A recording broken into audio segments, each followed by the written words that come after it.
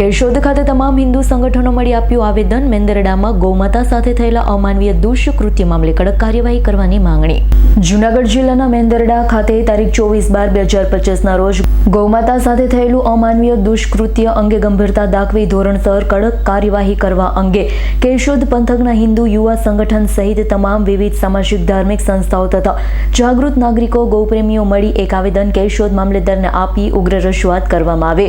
આ એક અત્યંત સંવેદનશીલ તથા ગંભીર ઘટના તારીખ 24/12/2025 રોજ મેંદરડા તાલુકા પોલીસ સ્ટેશન ખાતે નોંધાયેલા ગુન્હા રજિસ્ટર નંબર 1120030392504001/2025 મુજબ મેંદરડા ખાતે ગૌમાતા સાથે માનવતાને સૃષ્ટિ વિરુદ્ધ મૂળભૂત મૂલ્યોને ઝંઝોળે તેવું અમાનવીય દુષ્કૃત્ય થયેલું હોવાની ફરિયાદ નોંધાઈ છે. આ ઘટનાથી સમગ્ર જૂનાગઢ જિલ્લામાં પ્રત્યાઘાત પડ્યા હોય કેશોદ તેમજ મેંદરડા પંથકના ગૌપ્રેમી જનતા માટે ભારે આક્રોશ અને દુઃખની લાગણી વ્યાપી છે. ગૌમાતા પ્રત્યે થયેલું આવું કૃત્ય માત્ર ગુન્હો નહીં પરંતુ સમગ્ર હિન્દુ સમાજની લાગણીને આઘાત પહોંચાડનાર છે. ઘટનાના સંદર્ભ વિવિધ આક્ષેપો સામે આવી રહ્યા છે, જે બાબતે ધ્યાનમાં લઈ પોલીસ વિભાગ દ્વારા સંપૂર્ણ નિષ્પક્ષ, પારદર્શક અને કાયદેસર તપાસ થવી અતિ આવશ્યક છે. કોઈ પણ પ્રકારની અફવા કે અસંતોષ ફેલાય નહીં.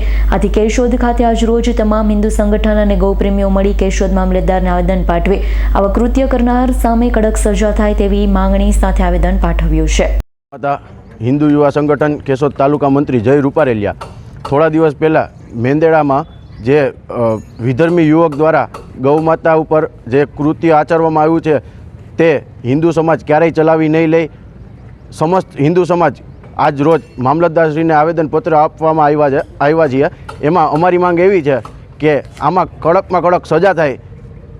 આ સજામાં બીજી વાર કોઈ માણસ છે આનો વિચાર પણ ના કરી શકે એવી કડક સજા થાય એવી માંગ છે. જય શ્રી રામ, જય ગૌ માતા. Bureau report S9 news Junagadh. અમારી તમામ માહિતીથી અપડેટ રહેવા માટે જોડાયેલા રહો S9 ન્યૂઝ સાથે.